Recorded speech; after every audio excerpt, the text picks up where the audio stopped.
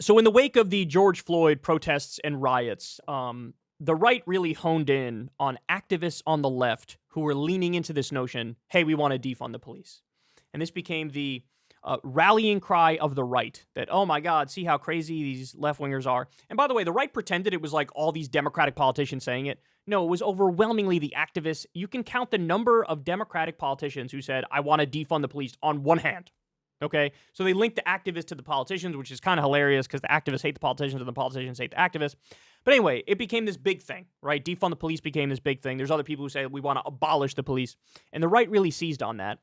And look, they realized, hey, this issue polls at literally 18% among the American public. We are on the winning side of this issue, so we're just going to hammer them over it. Okay. Well, then the tide sort of turned after a while. Why? Because you had Marjorie Taylor Greene, Lauren Boebert, some of these characters on the right. When Trump started to get into legal trouble, they were out there openly saying, defund the FBI, defund the Department of Justice. So all of a sudden, it was the right that was like, we want to defund law enforcement. Okay.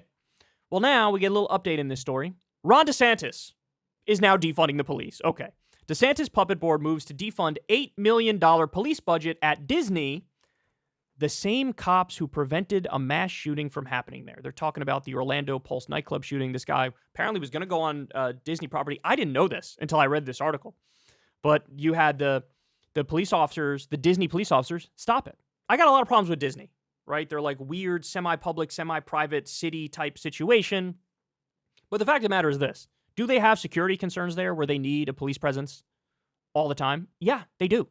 I think anybody would acknowledge that. Well, DeSantis is like, no, let's defund the Disney police. So usually what they do is they take retired officers and they bring them on to work at Disney. And understand, the whole reason Ron DeSantis is doing this is not because he has a principled stance and I want to defund the police or whatever. No, he's vindictive.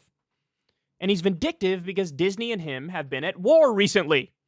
I think it all started when Disney criticized him over the Don't Say Gay bill, and there was a back and forth, and some parts of the Stop Woke Act may have come into play, and DeSantis tried to basically do a coup at Disney and oust their company leadership with his own cronies. But Disney at the last minute changed the rules and outmaneuvered DeSantis, so Disney won the war. But now DeSantis is trying to get back at Disney for this political war that's been ongoing. And so look, the main takeaway for this story is everybody likes to say, oh, DeSantis is Trump 2.0. He's the smarter Trump. He's the Trump without the baggage. He's the Trump without the narcissism and the pettiness and the vindictiveness. Well, no, based on this story, he is exactly like Trump.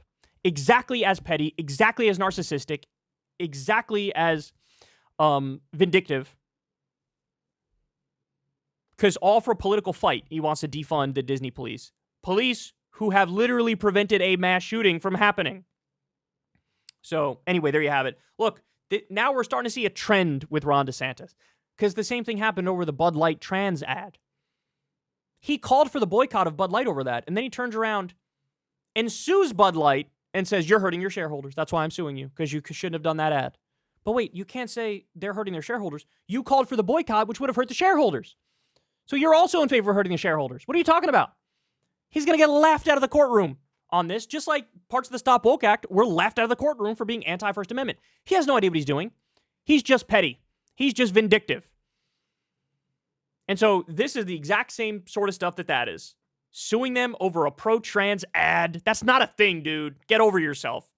Defunding the Disney police, who they clearly need. All right, well, he's exposing himself. So, Ron, go ahead. Keep exposing yourself. Hey, y'all, do me a favor and like and subscribe. It helps out big time in the algorithm. Click the bell as well for notifications when videos drop. And watch that video on screen right now. You know you want to.